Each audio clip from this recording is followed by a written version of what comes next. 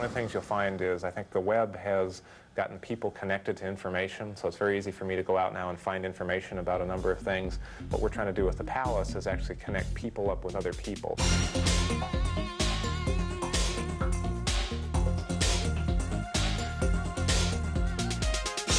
An avatar is your representation of yourself as you go online. Since obviously you can't take yourself with you as you go on the internet, it's what you want yourself to look like to other people in the online environment. So it can be a picture of yourself that shows up, or as you see on the screen here, it can be a number of different characters that you would have created and chosen for your representation. We're represented by this little bubble up here called Gary W. And what I'm going to do here then is connect up to something which I have an interest in, which is good music. And we're going to go into the House of Blues Palace. Okay, so there's 6 of us together in the room. The other thing that you'll find is people can set props in the room. So if I click on the guitar, I get a little bit of sound that'll come back. And all this is done by the people that designed the site.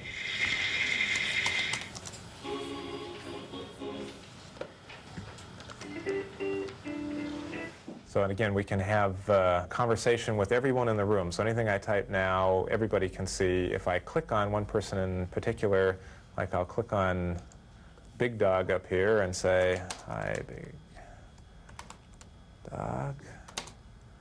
What kind of music do you like?" He says, "I like rock and roll."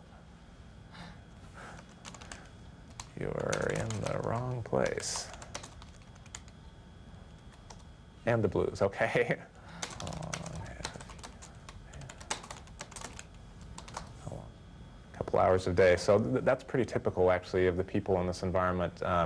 People range from getting online and just going and exploring some of these sites to some people actually spend considerable time, and this is a lot of their social interaction, is being able to go in with a group of friends now that have built up in a community that happens to be on cyberspace as opposed to maybe down on the main street, but it's a way for people to be able to get connected, especially even folks that maybe are geographically dispersed or somewhat separated. Maybe they can't get out as easily. This gives people an easy way to get connected. All right, let's ask him, why not go out and talk to real people? They're not as attractive as Flavio, was Boy's comment. I'm too fat to meet people, which I happen to know is not true. There will always be people that will say technology is going to be abused and is not making the right things happen in society. But one of the things I think that is healthy about this is it does give people a chance to interact with other people, and not necessarily just people that are located in the same geographic area that you are. You can get online here and talk with another child from Sweden or Brazil or something like that. So it expands people's view of the world, I believe. And right now what we're actually finding is what this is taking time away from in a lot of cases is television or some of the other more traditional forms of entertainment or media. And I think from that perspective, it's good for people to have a variety of different kinds of experiences.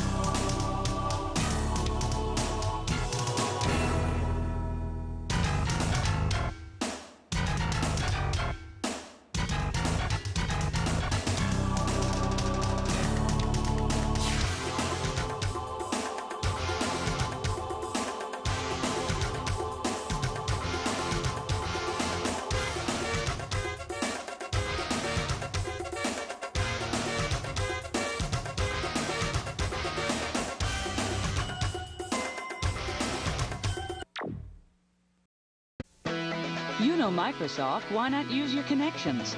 The people who made your PC fast and reliable with Windows now do the same for your internet connections. Call now to try MSN Internet Access, free. It gives you Microsoft technology and speeds of up to 56K for fast, reliable connections to the things that interest you most. Like planning a trip, exploring MSN.com and the internet, and of course, keeping in touch. And MSN Internet Access is ranked #1 in customer satisfaction by J.D. Power & Associates. Call now to try it free for a month, then do nothing to keep getting unlimited MSN Internet Access and email for just $19.95 a month. Click the MSN icon on your Windows 95 or 98 desktop or call for a free CD. With exceptional speed and reliability that take the guesswork out of internet connections, there's only one question left to ponder.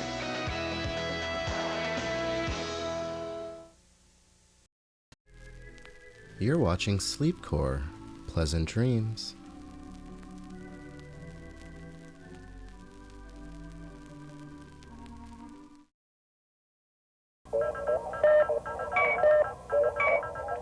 It's a brave new world on the information superhighway. A network of information crossing the universe in sub-seconds. From high-stakes transactions to high-profile gossip. It's nations and corporations, captains and kings. It's a place where all live by the speed and reliability of just one thing, a modem. Tired of waiting? Then ask yourself this. How fast do you want to get there? The new Hayes Acura 33.6 modem. Blazingly quick. The fastest modem speed in the world. And the unsurpassed reliability that made Hayes the industry standard. Call now for the Hayes dealer nearest you. For a limited time, get a $20 rebate and 30 days free online access from America Online, CompuServe Wow, and Netcom. So how fast do you want to get there? Call Hayes now. The Best of the Web is brought to you by MCI One. Life just got simpler. There's nothing worse than waiting for a web page to download, only to find out that it's not really worth it. But some sites are worth the wait, and here to help speed your surfing are our picks for this week's Best of the Web. First, we race over to Vertical Online. Jam-packed with mountain biking thrills and spills, you'll find this site dishes out plenty of off-road fun. Head to the mountain biking capital of the world in Northern California for a quick-time VR tour and a ride through its rugged mountain terrain. Then shred over to the video gallery for clips on everything from downhill racing to mountain bike design. And for those who want to share their own biking experiences, submit your adventure in their digital guest book. You'll find entries from all over the world. Are you ready for a snowboarding adventure? Well, surf over to the Fresh and Tasty zine for some radical snowboarding entertainment. This site touts itself as the quintessential snowboarding site for women on the web. Meet the top female snowboarders from all over the world. Click on profiles, view happening photos, and visit other cool cyberboarder links. And for the inline scoop online, skate over to rollerblade.com. Check out the latest in high-tech gear or download video tips for maintaining your rollerblades. From wheel rotation to brake pad replacement, you'll find all kinds of goodies at this site. And if you're looking for the best places to skate in your state, visit their interactive skate park directory for a local listing. For more Best of the Web, visit cnet.com. There you'll also find a site devoted to environmental activism and a site as big as the great outdoors.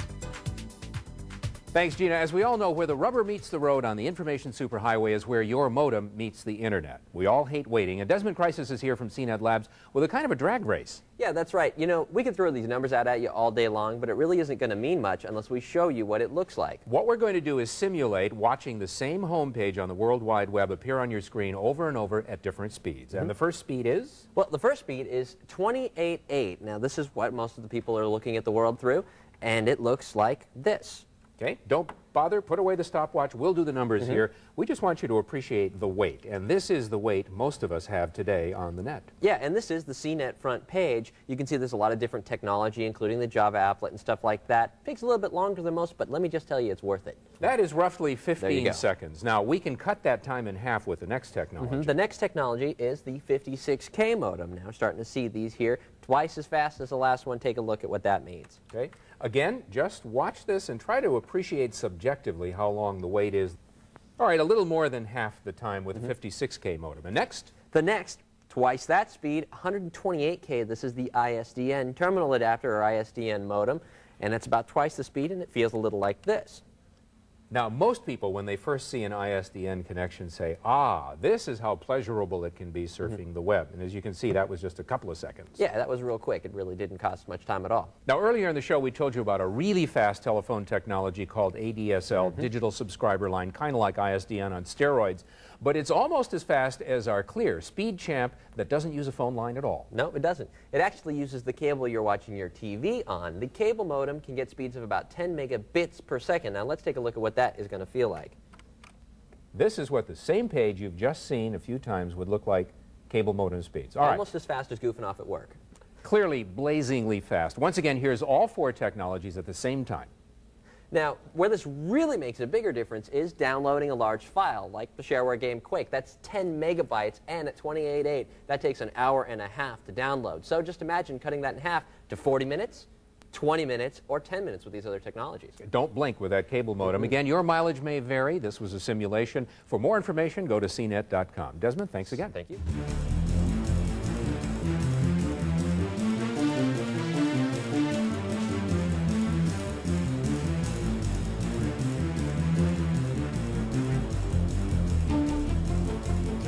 In the beginning, God created computer games pitting user against machine. Then came networks for inter-office communication. And it wasn't long before man and woman figured out how to combine the two and held the first Doom deathmatch. Well, that was the 80s. Now there's a new breed of online gaming services coming out that makes it easier to log on and play games over the ultimate network, the internet. Gone are the days when the only game in town was against your computer.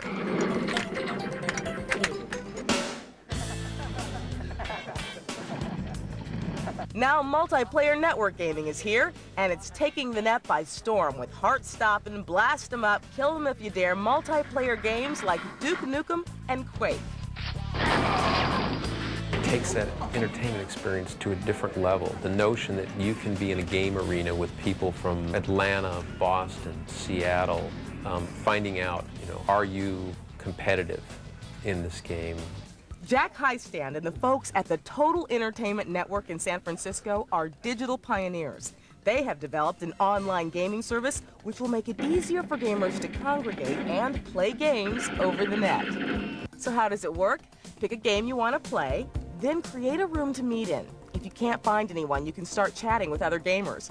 After you've found your nemesis, enter the game and voila, you'll be blasting away in no time.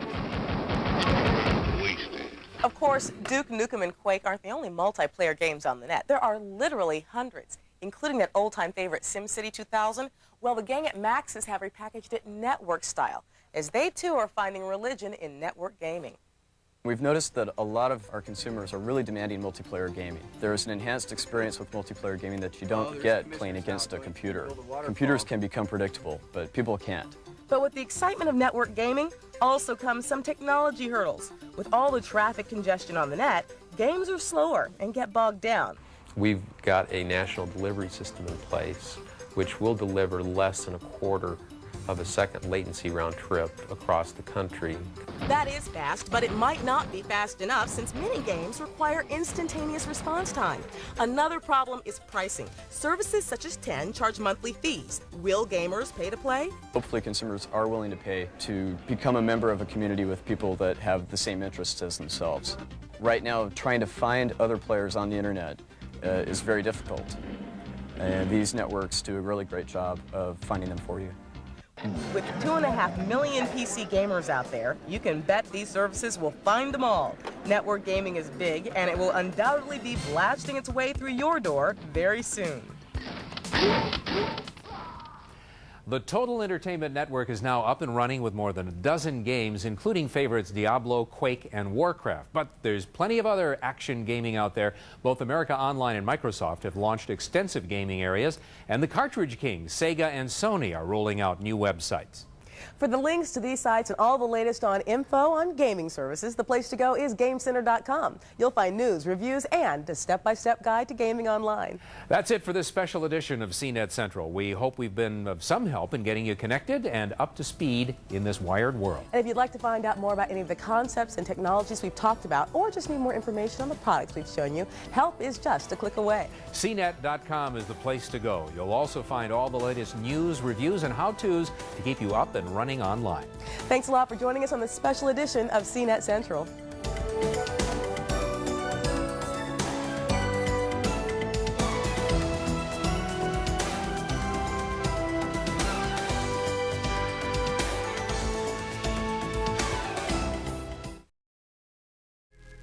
You're watching Sleepcore, media for insomnia.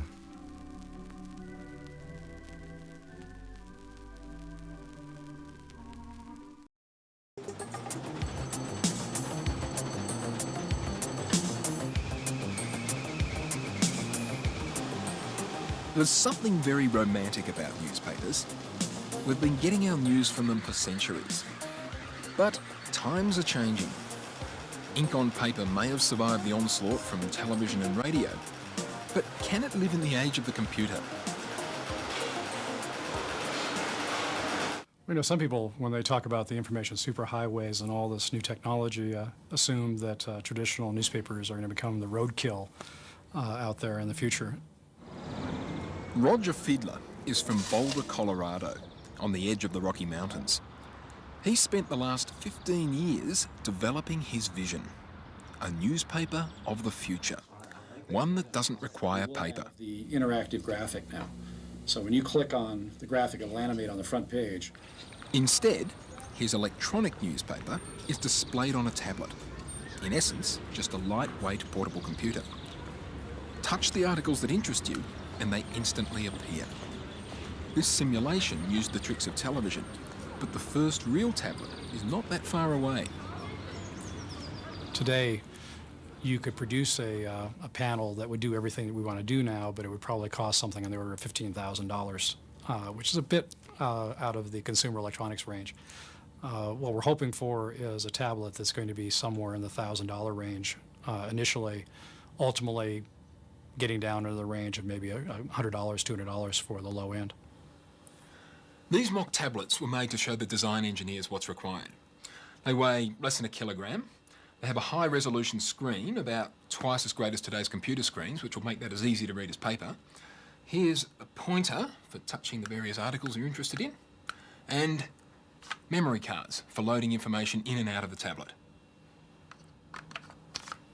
Well, this lab was set up to look further out in the future than most facilities for newspapers, where the future is next Sunday's edition. We think that the first generation of practical tablets will be probably coming out on the market about 1997, 1998.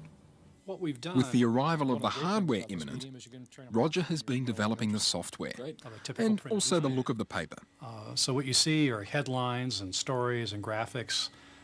You see the same identity of the publication that you would expect to see in print. I mean, it looks like a newspaper with colour photographs at the moment. And that's our intent. What we're doing is creating what we call a bridge of familiarity, so that as you go from a printed edition to an electronic edition, there's nothing too scary about it. And additionally, what we've done is to add background material for that story that can be there every time that story appears. For example, in this case, a story about Sarajevo has information about the different ethnic groups and the history of the region, geography, and the different UN peace proposals. When the newspaper becomes electronic, all sorts of possibilities emerge. The photographs can come alive. It's like having a TV within a newspaper, but you're in control. Double play is gone. This ball's in the air. It might be deep enough to score a run. Batten underneath. He's got a great arm. Here comes the runner. Here comes the throw. They got him. They got him. He never got to the plate. The interesting thing about the video clips in this model is they don't require you to wait until the video clip is finished to be able to go on to something else. So if you're listening to a video clip of a politician, for example, and you want to turn them off, this is an American imperative, and we all need to be a part of it.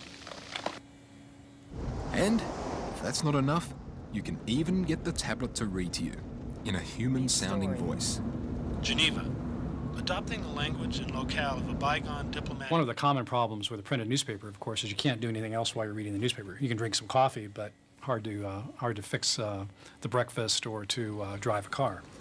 Just as papers today can be picked up from newsstands, the electronic version could be downloaded into the tablet from specially set up machines, or they could be delivered down the line to your home. Here in Boulder, you might be able to get a copy of the Sydney newspaper that you subscribe to, or when I'm in Sydney the next time, perhaps being able to get a copy of the New York Times or the Washington Post at the same time it's being published in its own city. I noticed there's even advertisements there along the bottom. Oh yes, there's going to be no escape from the advertising.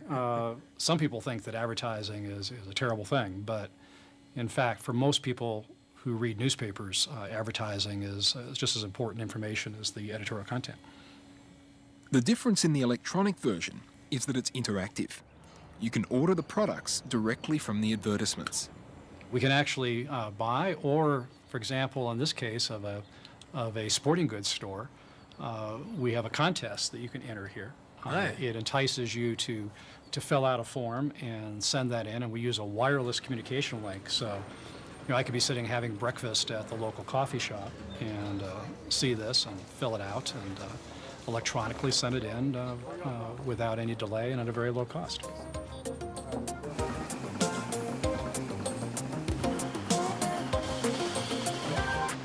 The paper version won't disappear overnight.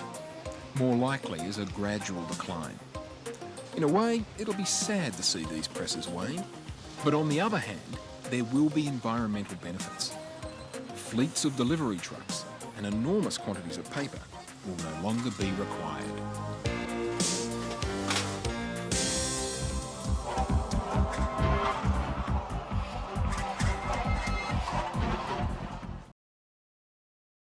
And Keanu Reeves are big stars. They sure are, but they play second fiddle on your computer.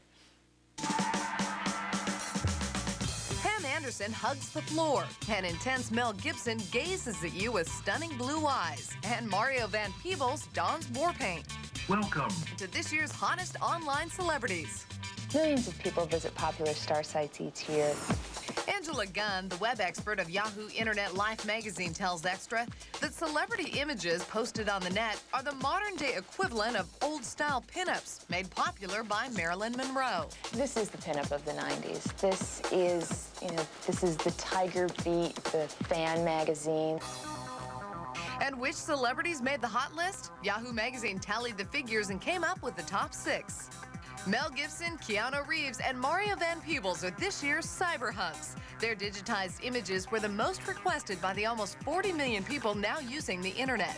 Cyber babes Sandra Bullock and Pamela Anderson logged into the top of the net, but the surprise download favorite was swimsuit model Cindy Margolis, named the sexiest woman online. People started downloading swimsuit pictures of Cindy at the rate of about 1 every 10 seconds. I absolutely love the internet. Now, many would-be models are following in her electronic footsteps and signing up with online modeling agencies. And if downloaded enough times, they might become stars in the real world. Never know. You can see more of Cindy with Extra online. Check out our area Inside America online. Just type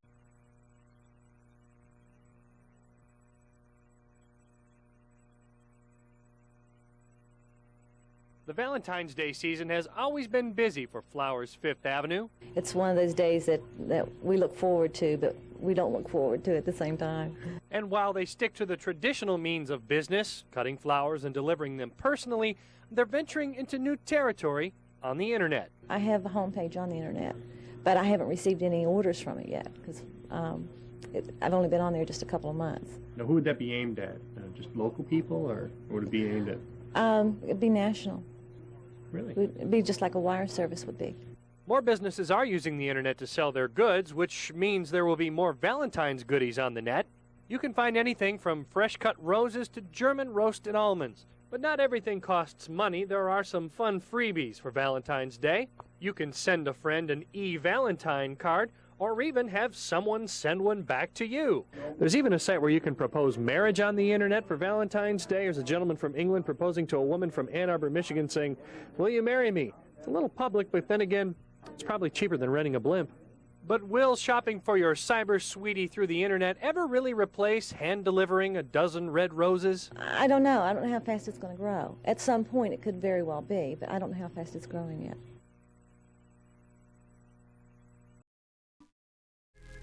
You're watching Sleepcore. Sleep tight.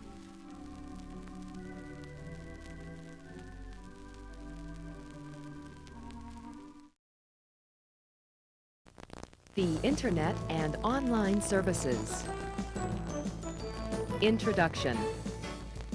The Internet. A vast global network of computers with information and resources on virtually every subject. Whether you are a student doing research for a class project or a professional gathering information on a client or competitor, the Internet can help you with your task. Do I have to be a computer geek to use the Internet? No. While it is true that it used to be an unfriendly environment, so many people are now online that the internet has become easier to use. With today's graphical web browsers and mouse click access, learning is a breeze. Don't be intimidated by jargon or technical terms. This presentation is designed to show you how to choose an internet connection for yourself and introduce you to some useful resources once you are online. Okay, so what type of information is on the internet? The internet is made up of thousands of individual computer networks, which are each identified by a different name. For example, NASA's computer network on the internet is nasa.gov. Let's take a closer look at that name. NASA is the name given to the network by its operators. The last three-letter extension, gov, tells us what category this site falls into.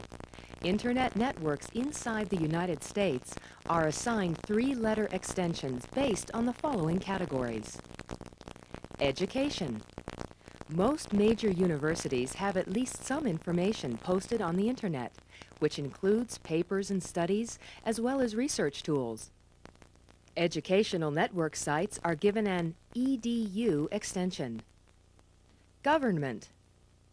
These networks include all types of government information, including any government libraries or research centers. Government sites have a GOV at the end of their names. Commercial. Commerce on the internet is one of the fastest growing segments. This can include everything from car dealerships to computer companies. Any commercial internet network is assigned a COM suffix. Organizations. Non-profit and special interest organizations on the internet, such as Greenpeace, are given the three-letter extension ORG.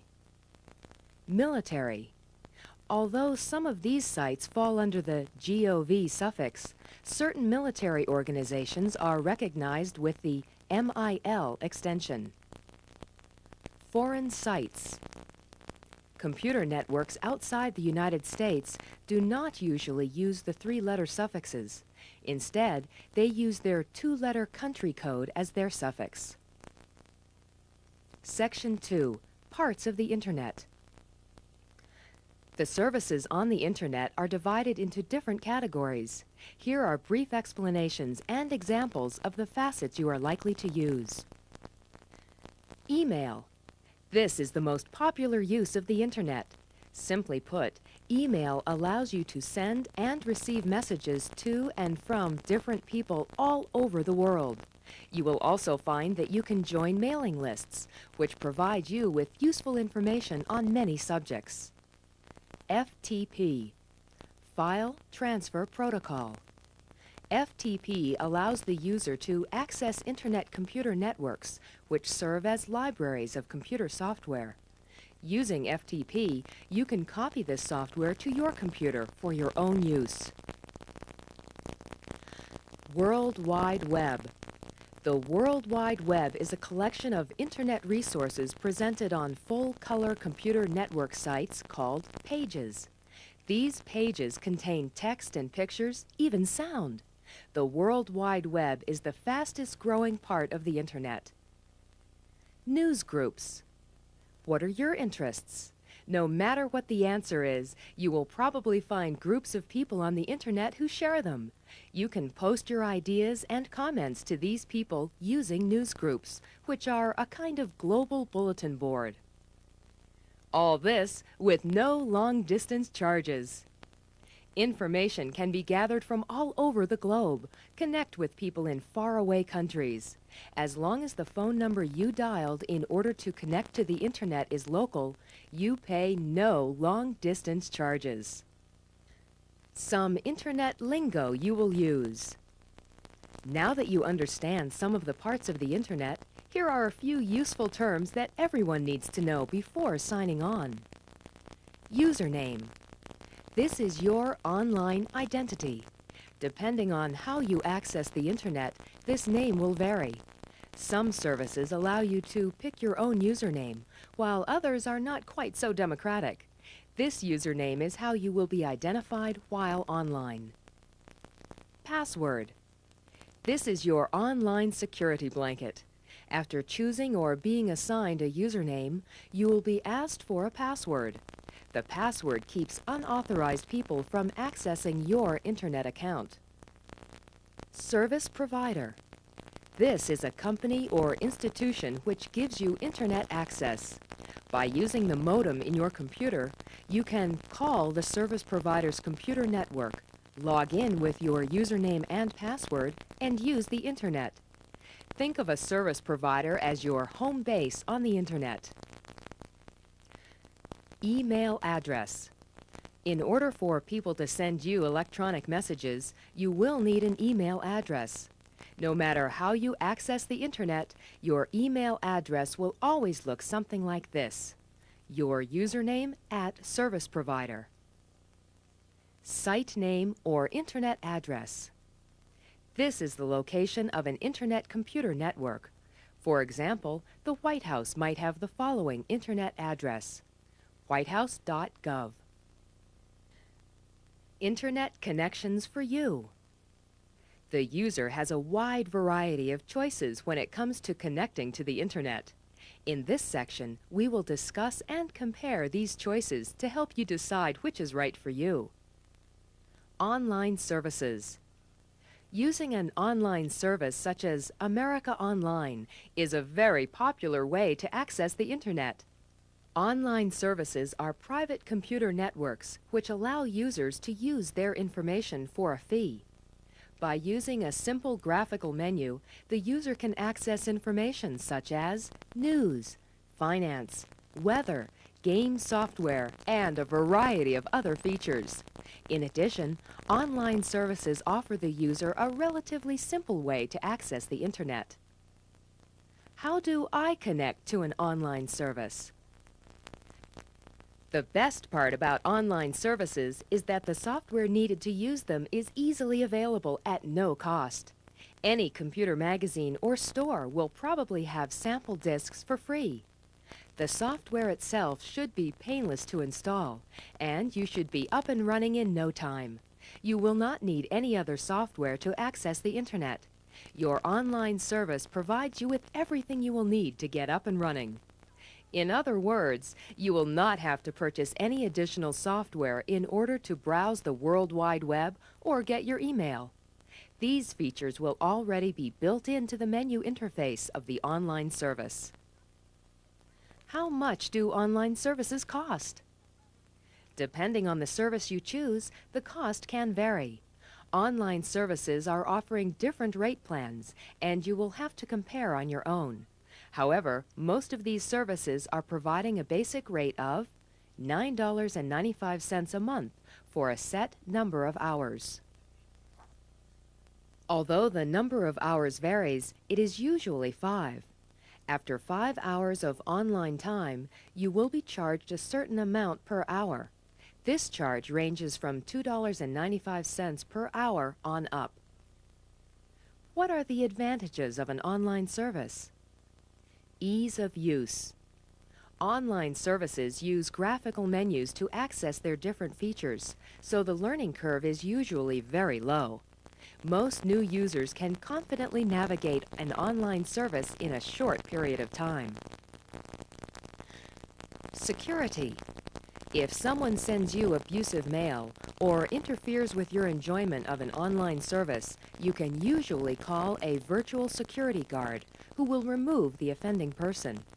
Parents will find that these services also take many security precautions with children so that they cannot get into unsavory areas of the internet. No additional software.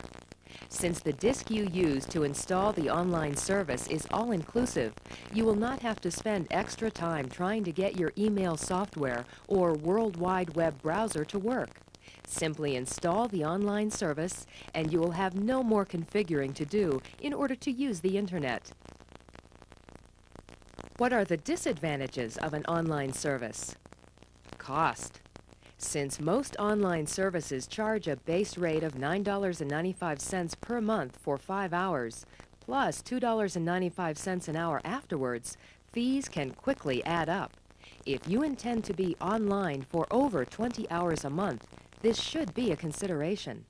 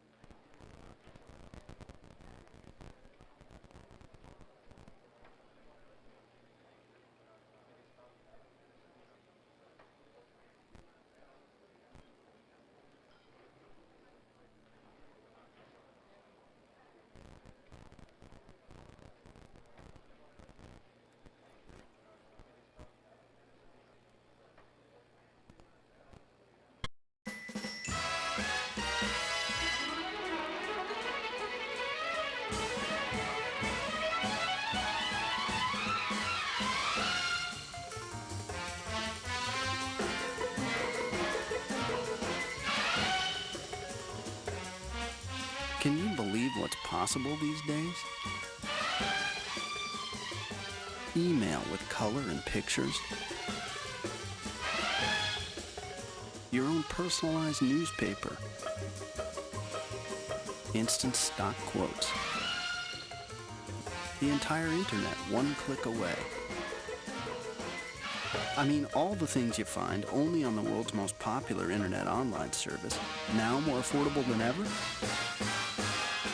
I'm telling you, it's like living in the future. The future, now available on America Online.